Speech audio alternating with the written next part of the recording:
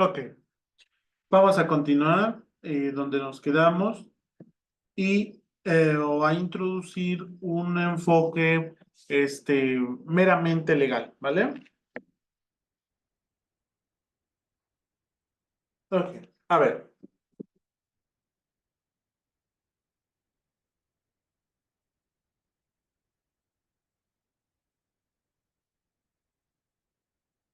vamos a hacer un breve recordatorio o reintroducción en caso de que ya hayan llevado alguna materia que tenga que ver con derecho.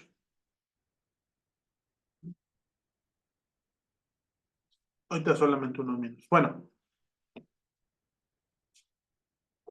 ¿cuál es el fundamento, llamémosle así, filosófico para el cobro de impuestos? Pues el bienestar de la sociedad, ¿vale? ¿Cuál es el fundamento jurídico? Ah, bueno, es lo que vamos a revisar en unos momentitos. Para lo cual, texto, ¿vale?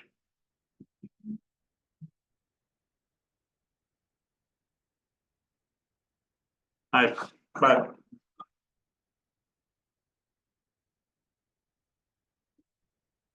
Fundamento legal.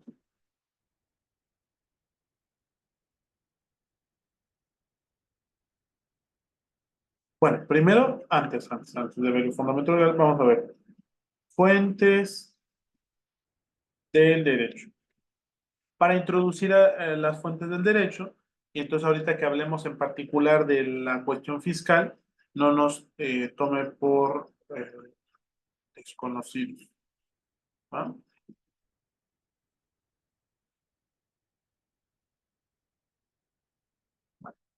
Fuentes del derecho. La primera y más importante, la ley.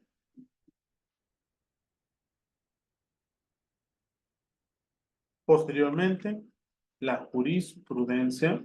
Hay varias, ¿no? O sea, desde el punto de vista del derecho hay algunas. Tenemos la ley, la jurisprudencia, la doctrina, los principios generales del derecho.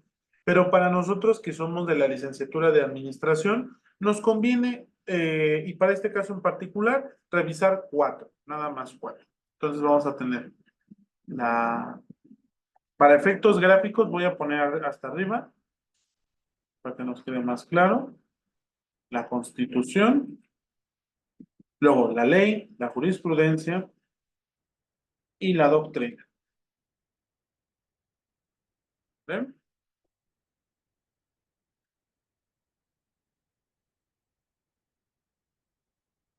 ¿A qué nos referimos con la Constitución? La Constitución, voy a tomar alguna idea general para anotarla, es la ley fundamental del Estado.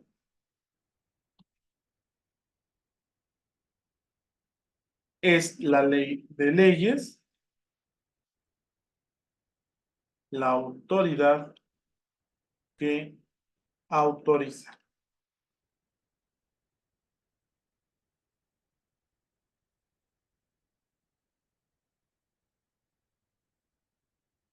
¿No? Refiriéndonos en este caso con es la ley fundamental del Estado, es la ley de las leyes, la autoridad que autoriza, estamos dándole su lugar como la suprema ley de nuestro país, ¿vale? Y bueno, contiene diferentes disposiciones en todas las materias de orden público que pueda contener la ley, ¿verdad? Es adicionalmente el fundamento de todas las normas.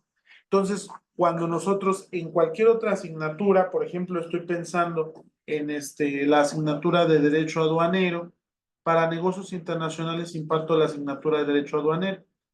Y luego me sorprende mucho, damos derecho sanitario, damos derecho, la asignatura que corresponda de derecho.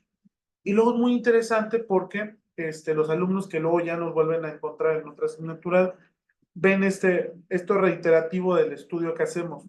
El fundamento, no importa qué materia estemos revisando, así sea de administración, de contaduría, de derecho en sí mismo, el fundamento de nuestras obligaciones o el fundamento de las normas estará en un artículo o en un párrafo de la Constitución. En este caso, nosotros tenemos un artículo, varios artículos en la Constitución. Ahorita vamos a señalar uno en particular, pero bueno, le conferimos esa jerarquía superior a la Constitución por encima de otras, de las demás leyes. Posteriormente tenemos la ley. Ley es el producto del poder legislativo que confiere derechos y obligaciones. Y posteriormente la jurisprudencia y la doctrina. Ahorita estoy anotando las definiciones y ahorita platicamos al respecto. Jurisprudencia es la opinión técnica jurídica que emite un tribunal o la Suprema Corte de Justicia de la Nación para establecer un criterio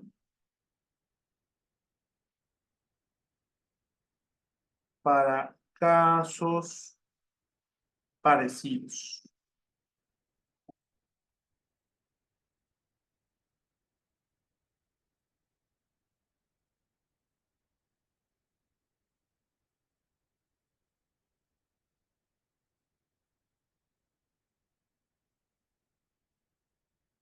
Ajá. Es importante, dicen el diablo está en los detalles. Aquí la distinción. La opinión técnica jurídica que emite un tribunal o la Suprema Corte de Justicia para establecer un criterio para casos parecidos. De una manera muy general lo explicamos. Cuando a través del mecanismo de juicio de amparo se establece, llega a un tribunal colegiado, a un tribunal, perdón, a las salas o al pleno de la Suprema Corte. Y ellos deciden, en este caso en particular, la lógica que vamos a utilizar para resolverlo es esta. Y es más complejo que eso, pero de esa manera lo estamos platicando. A partir de este momento, esta va a ser la lógica para decidir casos parecidos. Esa es la jurisprudencia. Entonces, lo que nos hace de alguna manera es tomar la ley, aplicarla a un caso concreto y establecer una razón lógica.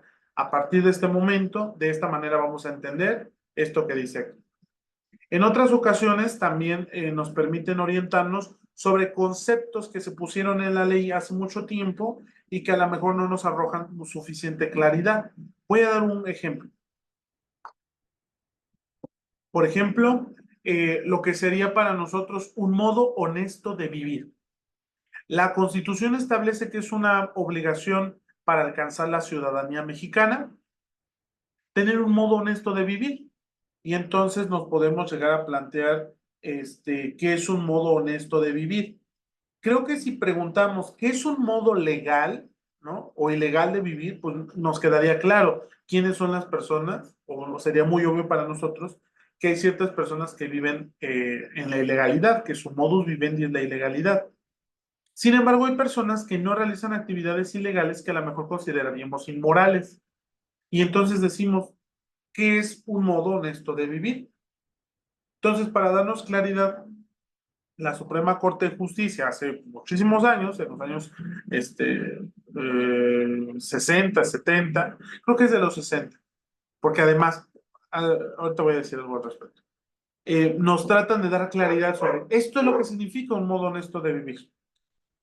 ¿Por qué recuerdo que hace bastante tiempo? Porque cuando nosotros leemos este documento en donde nos explican qué es, ¿no? Esta es la lógica de lo que quiso decir la ley sobre moral pública, sobre orden público, sobre buenas costumbres. Nosotros lo leemos, nos parece inentendible porque utilizan un vocabulario y una lógica de hace 50 años o más, ¿no? Pero para algunos casos es muy importante. En nuestra materia hay un par, ahorita voy a mencionar uno. Y la otra es la doctrina. La doctrina se parece en algunos aspectos y lo vamos a definir más o menos igual. en algunas cosas. Es la opinión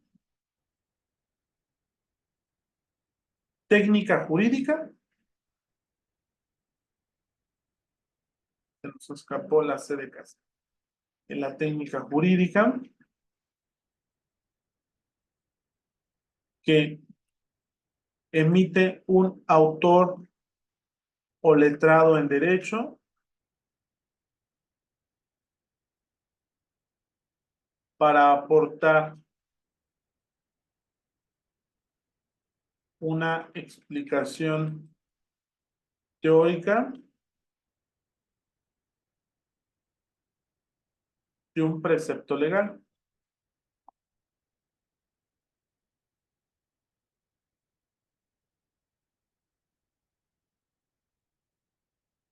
Por ejemplo, para el caso de la doctrina, de manera general, nosotros la doctrina en el mundo del derecho lo vamos a encontrar en los libros de texto.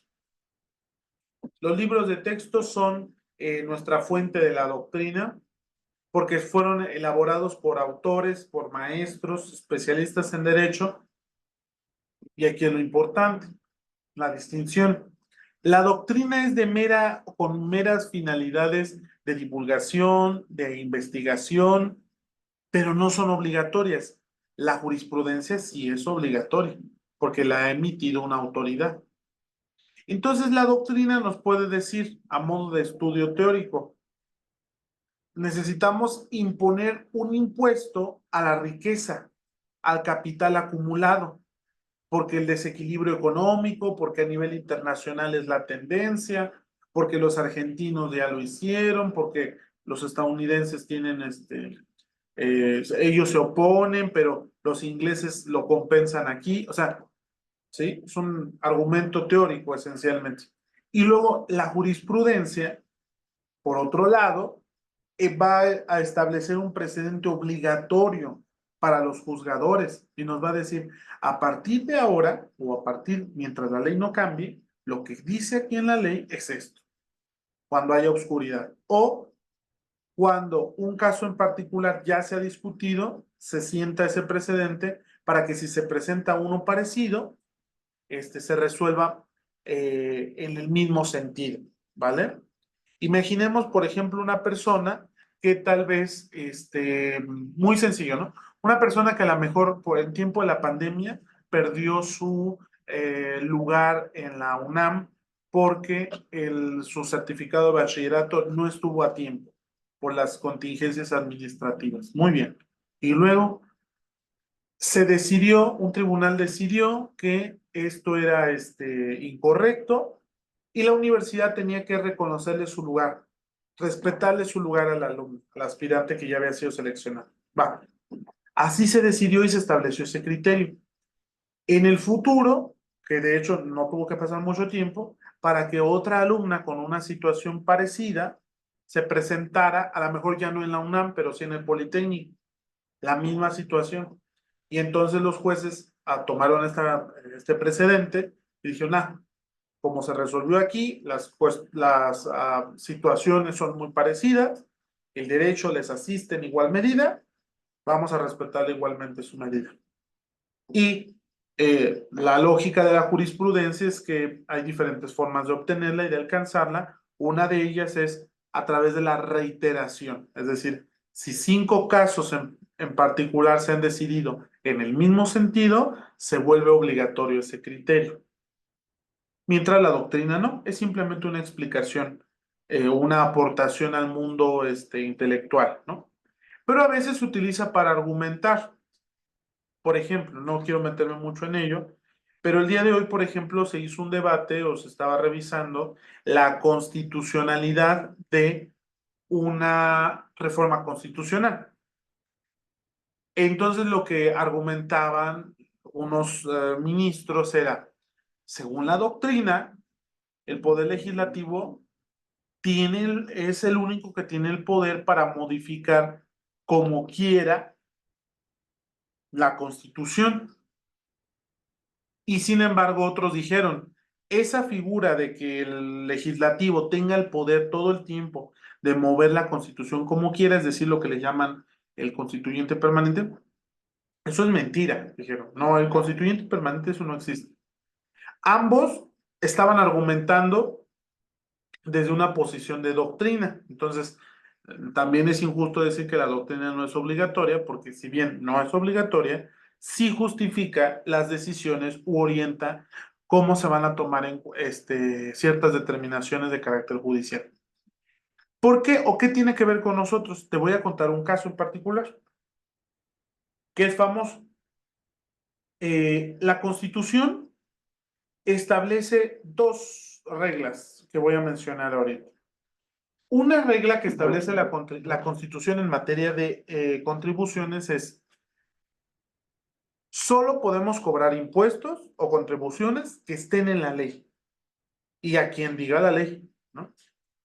Entonces, si no está establecida la contribución en la ley, no se puede cobrar o es ilegal cobrarla.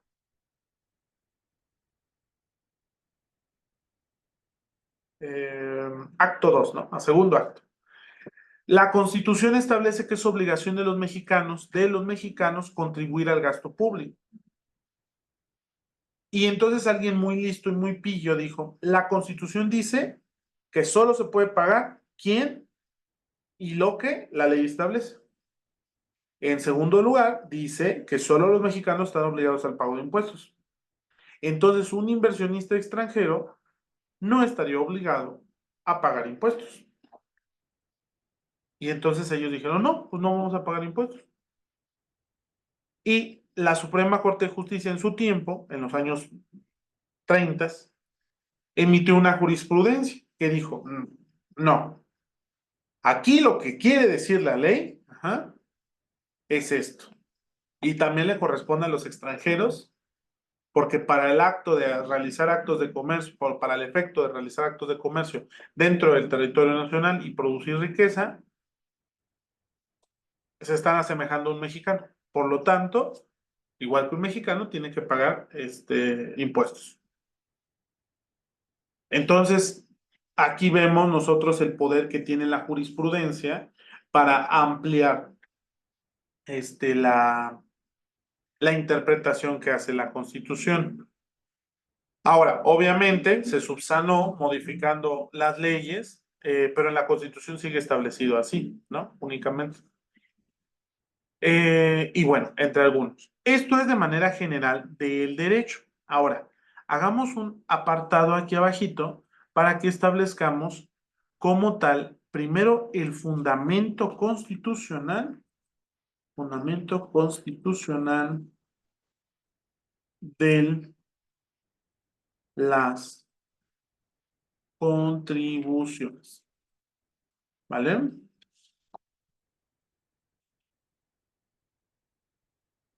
Voy a señalarlo.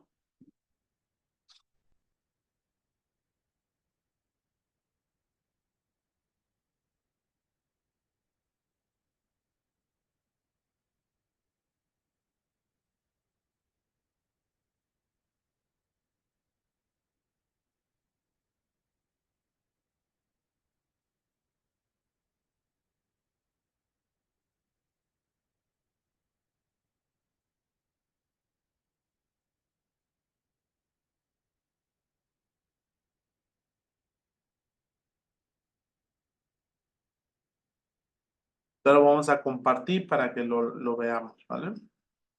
Un segundo. No sé por qué sucedió esto de la plataforma. Ayer me habían indicado que había que terminar la sesión como 5 minutos antes, pero nosotros la terminamos un poco más o casi 7 minutos antes y aún así hizo esto de pedirnos los 8 minutos de pausa, entonces no sé cuál sea por qué haya sucedido, pero voy a aprender de por qué pasa eso.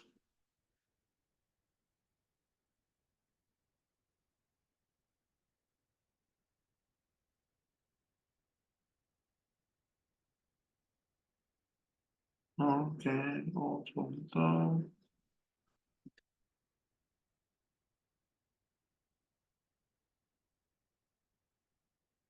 Bueno, vamos a anotar aquí en lo que abrimos el archivo que el fundamento constitucional de las contribuciones es el artículo 31 de la Constitución en su fracción cuarta. En este artículo, de manera general, se establecen diversas obligaciones para los mexicanos. Y entonces una de estas obligaciones que se establece es el de contribuir al gasto público. Por ello, comento a todos ustedes que con anterioridad alguien muy listo, ¿verdad? Haciendo una lectura provechosa de la Constitución, pudo llegar a interpretar que solo los mexicanos de manera exclusiva, estaban obligados al pago de las contribuciones. No obstante, como ya dijimos, eso fue subsanado primero por la jurisprudencia y posteriormente recogido por la Constitución. Quiero aquí mostrar los dos principios que rigen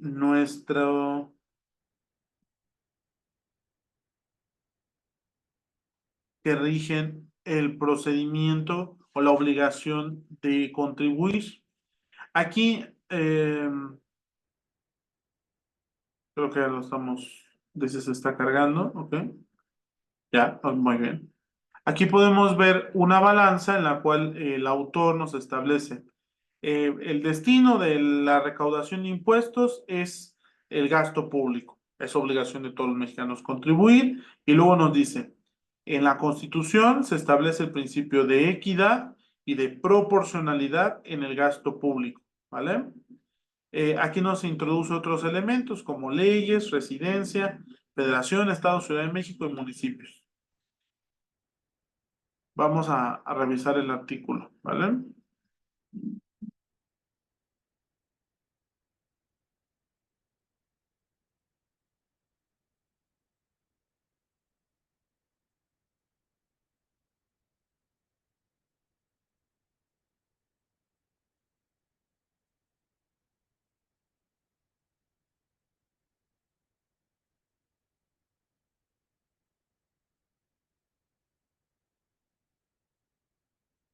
Sí, aquí. Artículo 31. Son obligaciones de los mexicanos y viene, número uno, ser responsables de sus hijos. Número dos, asistir los días y horas designados por el ayuntamiento para recibir instrucción cívica y militar. Bueno, esas no van con nosotros en esta materia. En la número tres, enlistarse y servir en los cuerpos de reserva. Antes los cuerpos de reserva se llamaban la Guardia Nacional. Ajá. La Guardia Nacional era un cuerpo de reserva y ahora que es un cuerpo activo, pues le cambiaron a cuerpo de reserva. Y finalmente, contribuir para los gastos públicos, así de la Federación como de los estados, de la Ciudad de México y del municipio en que residan, de manera proporcional y equitativa que dispongan las leyes. Entonces aquí podemos desprender dos cosas. Uno, bueno, varias cosas. Lo quiero hacer señalar dos. Uno, que dice, de manera proporcional y equitativa. Esos son los principios de las contribuciones. Los principios constitucionales son los principios de proporcionalidad y equidad. Y segundo, que vamos a tener, así como hay un gasto público de la Federación, de los estados y de los municipios, vamos a tener entonces impuestos a nivel federal, estatal y local. ¿Vale?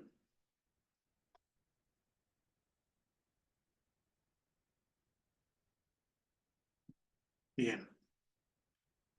Voy a regresar a dejar de compartir, ¿vale? Y compartiré nuestra pizarra.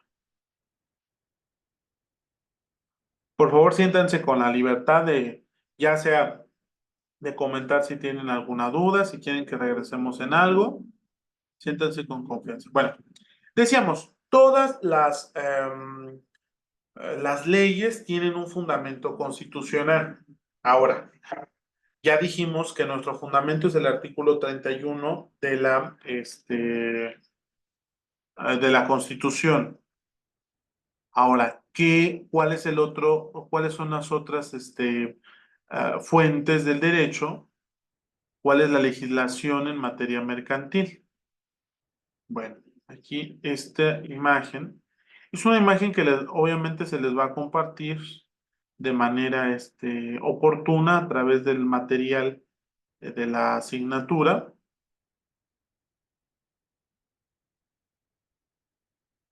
Lo voy a compartir. Ahorita simplemente lo observaremos, ¿vale? Ok.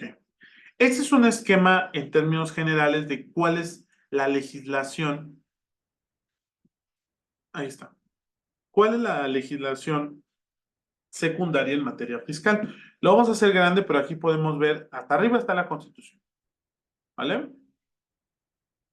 Entonces, debajo de la Constitución, para el caso de la materia fiscal, está la ley de ingresos y el presupuesto de egresos de la Federación. En la ley de ingresos, de manera general, vamos a decir así, que se establece cuánto dinero esperamos recaudar de cada impuesto. Se hace un cálculo estadístico y decimos, vamos a recibir tanto dinero. Ahora, esto va correlacionado con el otro documento. Este es como de planeación. Y el otro es el presupuesto de egresos de la Federación, que no es propiamente una ley, tiene otra naturaleza jurídica, pero va relacionada con la ley de ingresos porque ahí nos establece en qué vamos a gastar ese dinero y cuánto es el monto de lo que se va a gastar. Por ejemplo, nosotros en el presupuesto de egresos tenemos contemplado un gasto que se llama servicio de deuda, servicio de crédito, ¿no? Estamos pagando los intereses de la deuda externa y de otras formas de empréstitos que el gobierno ha tenido o tiene en el presupuesto de egresos de la Federación. Entonces nos va incluso ahí a calcular, obviamente, porque nada puede quedar sin estar establecido en la ley.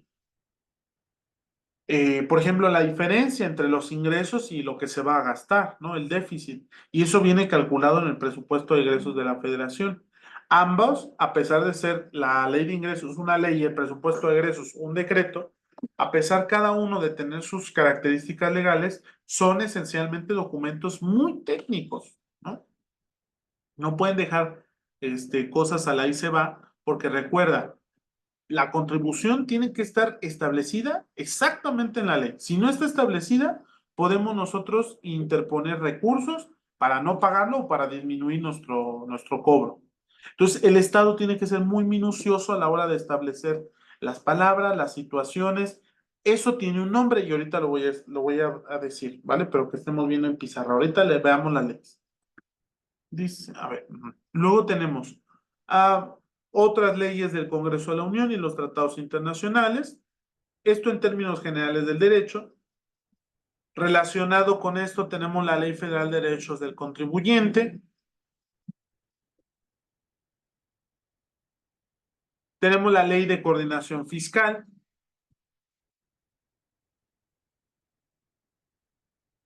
Voy en esa misma ramita a revisar, ¿no? Tenemos la Ley Federal del Presupuesto y Responsabilidad Hacendaria. La ley perdón, me voy muy rápido, de la Tesorería de la Federación, la ley del SAT, ley de fiscalización superior de la Federación.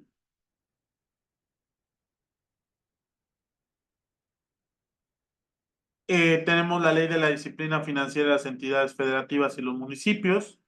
Ahorita que me permita subir un poco hacia arriba.